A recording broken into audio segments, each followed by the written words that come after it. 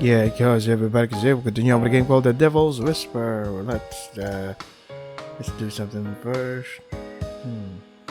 No. How do I decrease it? Oh, okay. I guess that's fine. And then voice increase it a bit. Background sound. I guess that's fine. Alright. Let's continue on. Wait. Here. We were in a car. I'm sorry, did I really hear that? Again, the conversation became awkward and full of snide remarks. I'm pretty sure you understood what she said. What was it again? Sorry, I wasn't listening. I'm not talking to you, and don't you stand up for her. Yeah, even though you're sitting down in the car, in the driver's seat. Guys, please. Are you going to keep doing this? Apparently they are. Sick of it. I'm sick of it. And yet you guys are still together. It's more than obvious that Claire is just here to spite Conrad, to spite me. Well, why Conrad? Isn't it just to spite you and only you? No one is against you, Madison. Yes, you are. All of you are. No, I am. I can't stand another second with this girl in this car. Told ya. So what? You're gonna throw me out with the car running? Hey, good idea. If I have to. Conrad, we're actually, what do you call that? Shaking hands with something. Ow, we're in agreement of something. What the hell are you talking about, Conrad? He's talking about committing a murder. It's unbelievable. This guy talks about his girlfriend like she's an object. I wasn't going to let him offend my friend. This is none of your business. Leave your nose out of things you're not supposed to. Dude, at least not in public. You're making it everybody else's business because you're doing it in front of your friends. I'll mess with whatever business I want. Yeah, what you said. Like, so if there was like a small business running, they'll be like, no, not her again. You know you're nothing more than a poor, simple scholarship girl. Actually, that's admirable because they did their own thing. They used their own strengths and their own talents in order to be here and earn a scholarship. Hey, what the hell? Alright. This is it, Conrad. This was the straw that broke the camel's back. I was not going to tolerate one more offense. I was about to say the most unkind and rude words that could have come out of my mouth, but Andrew interrupted me. Enough, damn it! Yeah. Conrad pressed the accelerator even harder, giving a strange sense of adrenaline to the encounter, as if what was happening wasn't enough. It was supposed to be just Conrad and I coming along, but because of someone nasty, we're in this situation now. Oh yeah? Who you referring to? Now you're going to say it's my fault? Oh. Evidently, you were never invited in the first place. Yes, she was, by the professor. Now we are on top of a vehicle moving at full speed down the highway we hadn't even originally planned to come on. Conrad was seriously veering off the road. Wait a damn second. Where are you taking us? If you all want to fight so badly. Are we going to a boxing ring?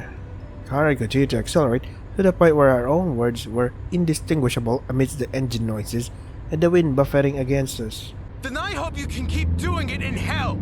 Oh, that part. No. Can we not go there? This guy was crazy, and this time I wasn't wrong at all. What now? You're trying to kill us? Conrad, this isn't funny. Stop the damn car now.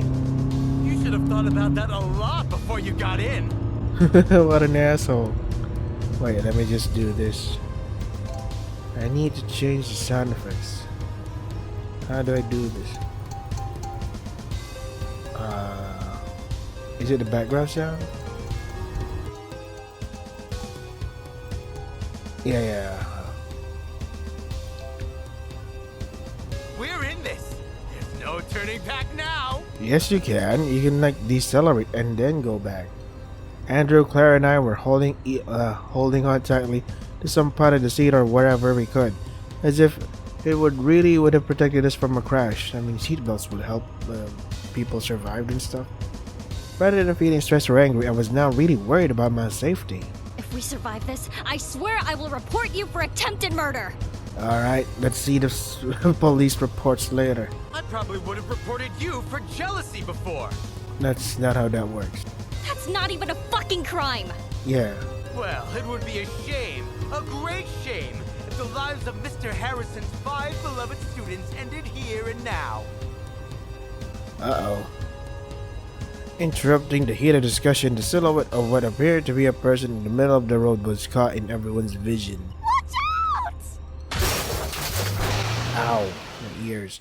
With barely a couple of seconds to react, Conrad slammed on the handbrake, bringing the car to a screeching halt. My head bounced off the back of the seat in front of me, hurting my neck in the process. Oh. But the worst part was the raw sound of the car slamming into whatever we hit. Inside the car, there was silence for a few seconds, with neither of us knowing how to react or what to say. With my eyes on focus and my mind barely recovering from the impact, one of us managed to verbalize something. Was that? Conrad swallowed hard and stopped himself. We all knew perfectly well what had happened. We hit a human being. And right now, with the force of the impact, that person was probably living his last moments. Oh man. Oh, hello, motorcycle dude, go away. Conrad was the first to get out of the car, knocking on the door, incidentally because of the speed at which he got out.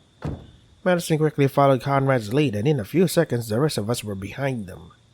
All around us was a small shack, and in the distance, we could barely make out a few houses. But in front of us was only the road. Not in sight was the human being or animal that we ran over. We were 5 high school students in the middle of a road far from the city. Wait, you're high school students? I thought you were guys like college level. There's nobody here, right? I mean, there's us. But just a few seconds ago, We were all dumbfounded. The event that had just occurred seemed completely unexplainable, and only made us more confused than we already were by the shock. I'm pretty sure there was a person on the road. I saw him. Of course there was a person. Didn't you hear the sound when we hit it? An animal, maybe? An animal standing on their 2 feet? The same height as a person? I'm pretty sure an animal wouldn't make such a loud noise. I'm pretty sure the animal wouldn't be like, ow, god damn it, would not make that sound. So I'm what, hit. We hit a person and magically disappeared? That's stupid. It got swallowed by the car. As illogical as it sounded, everything seemed to indicate that this was the case, and it was confirmed by the dent in the hood of Conrad's car. But from whatever side we looked at, what had just happened made no sense at all. The 5 of us were uselessly trying to find some kind of explanation for it. what if the person ran away or something? How in the hell would someone that got hit by a car ran away or something? But that's not possible.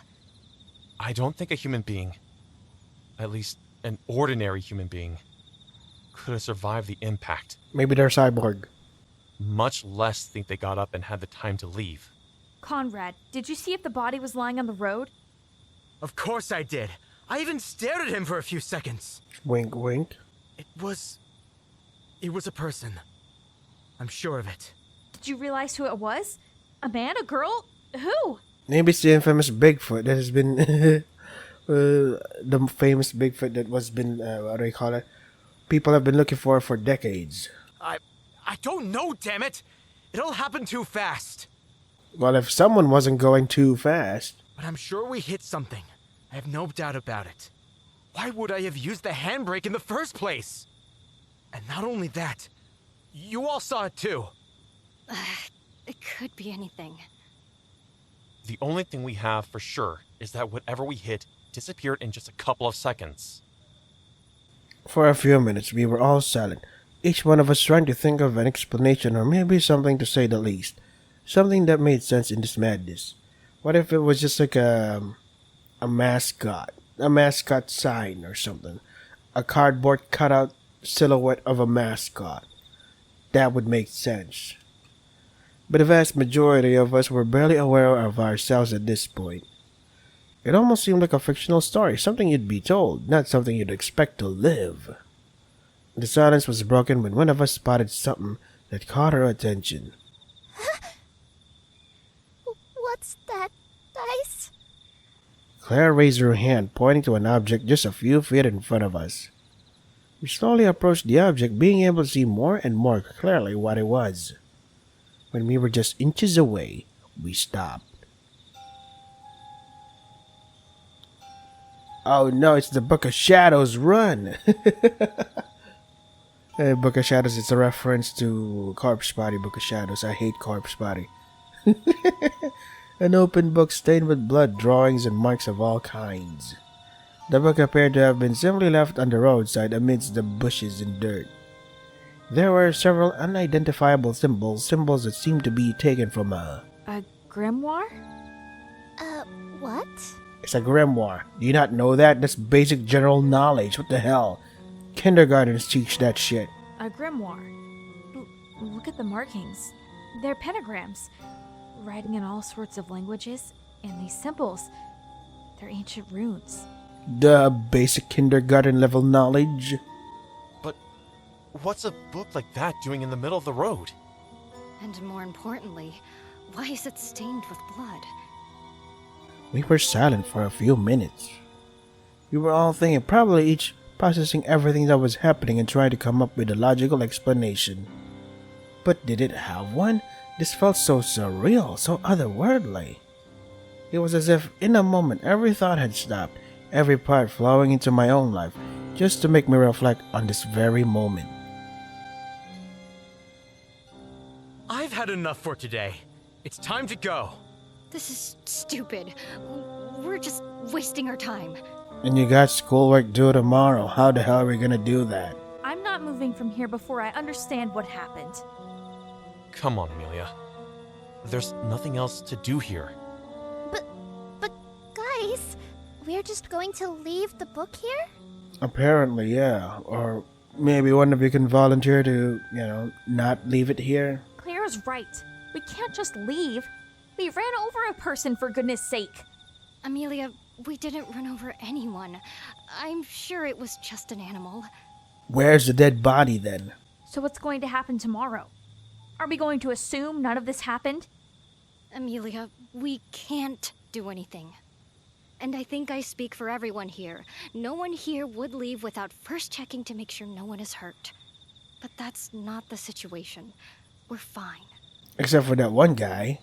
I promise we won't just leave it at that. But for now, it's time to go. I'm so tired. It's been an exhausting day. Yeah, just sitting around not doing any schoolwork. Wow, how exhausting. I look at the book again, lying on the road and blurred my vision. There was something else here. Something had to mean all this. But deep down they're right. We can't do anything else. For now.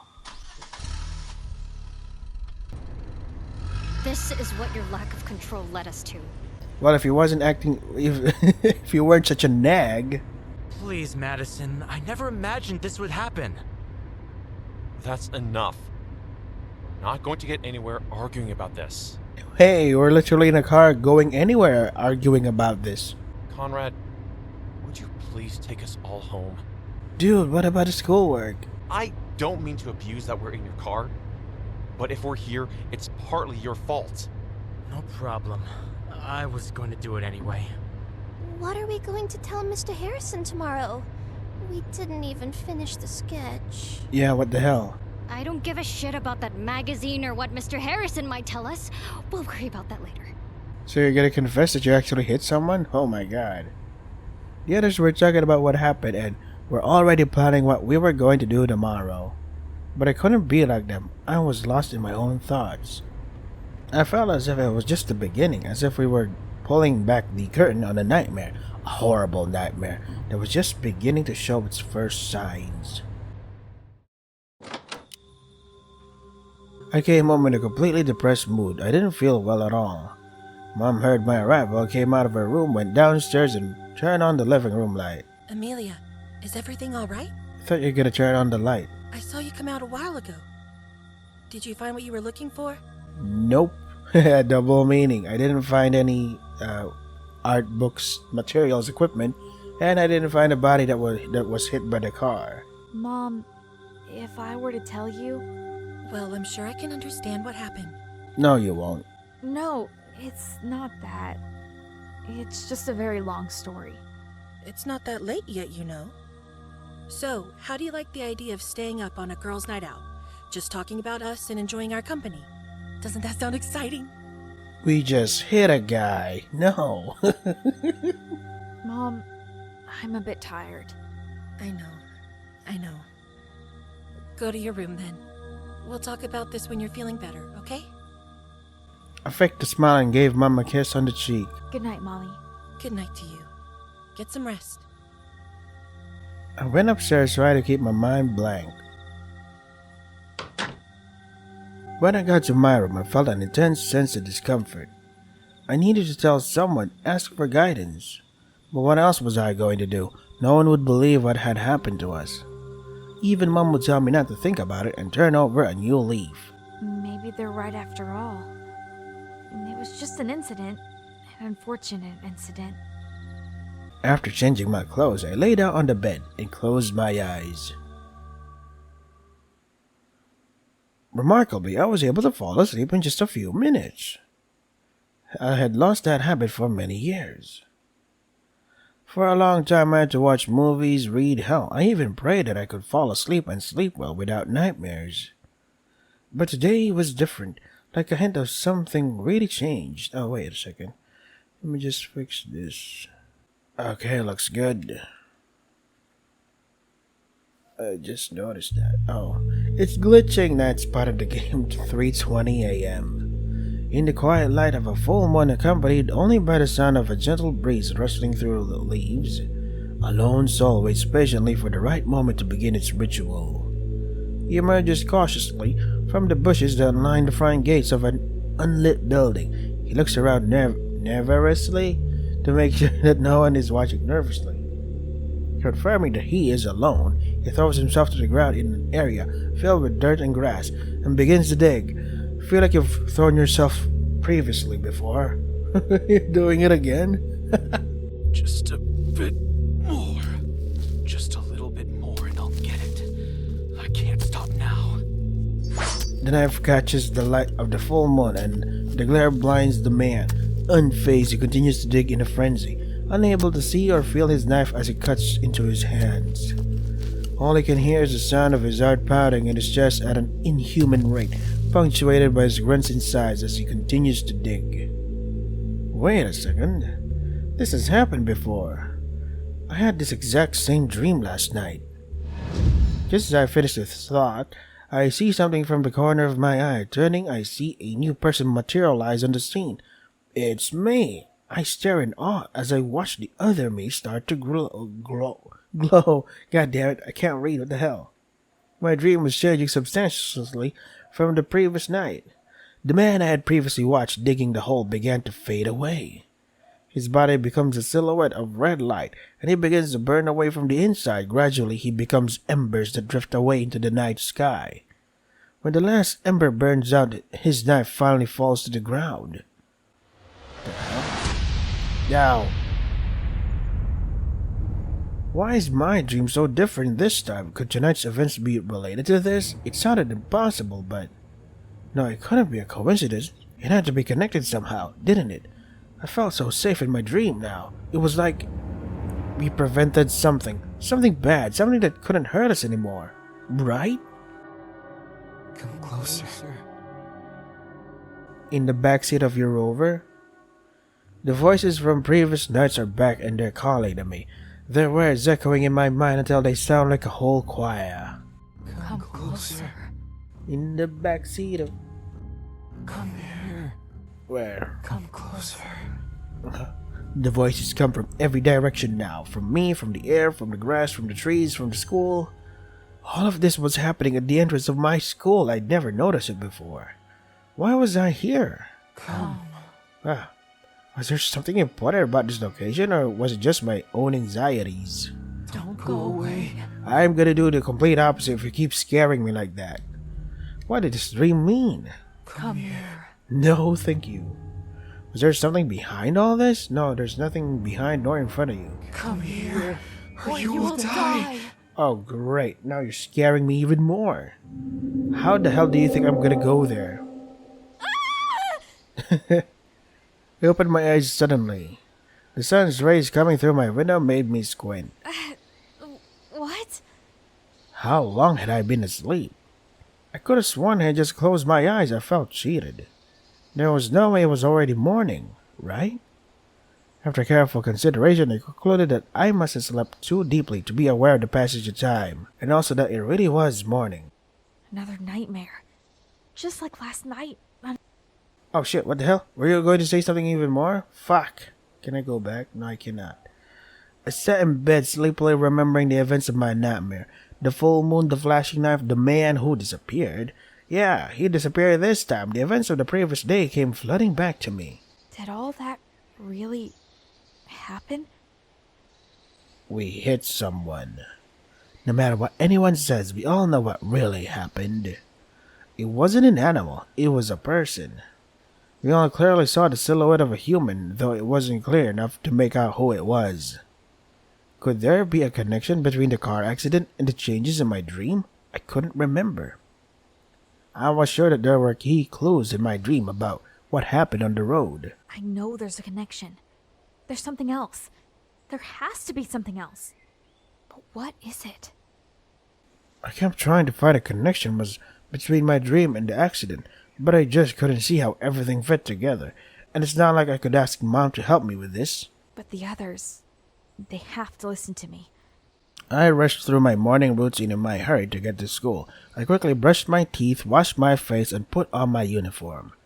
Mom called after me as I raced out the door, trying to tempt me with one of her incredible breakfasts.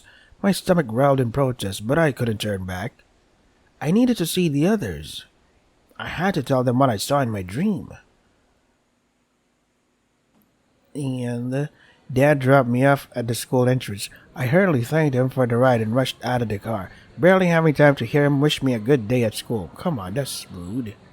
I felt kind of bad for rushing, but at that moment I had other priorities.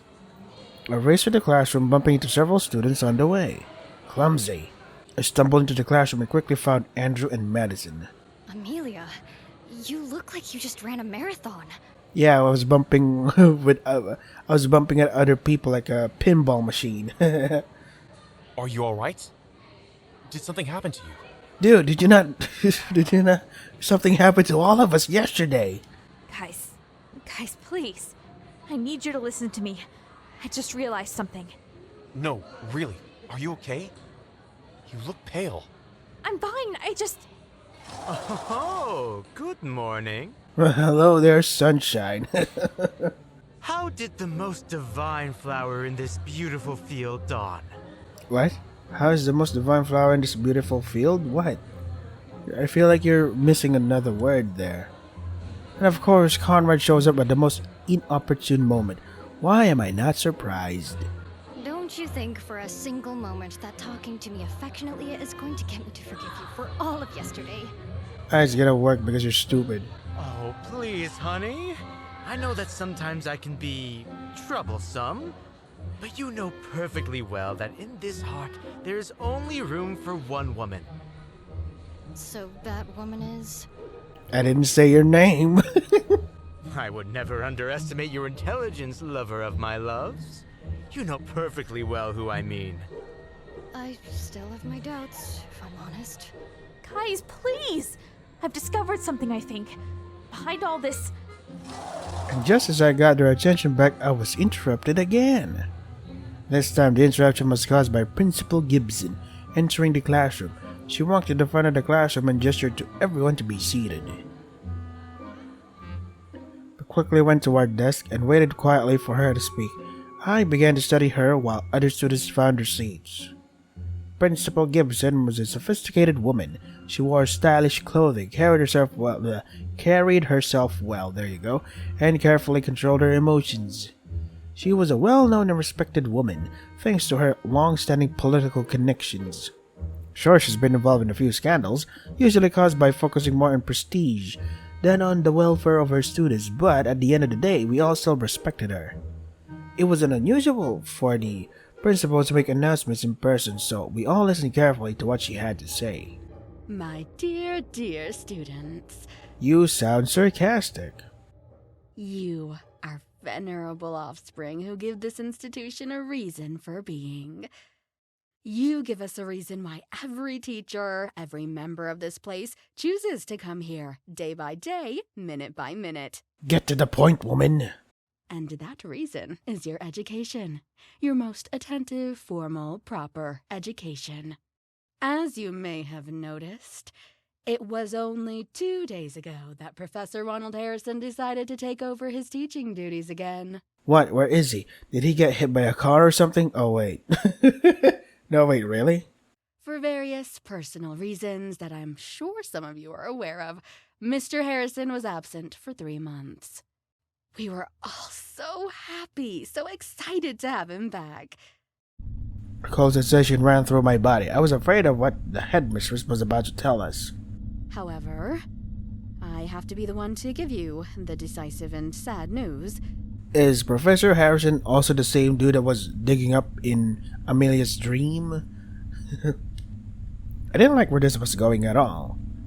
If that's what I think, then... That Professor Ronald Harrison won't be coming back to school. Did he transfer jobs? Oh no, this is wrong. Temporarily. What?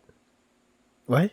Everything seems to indicate that he has a viral flu. He told us this morning that he will not be able to come in for the rest of the week.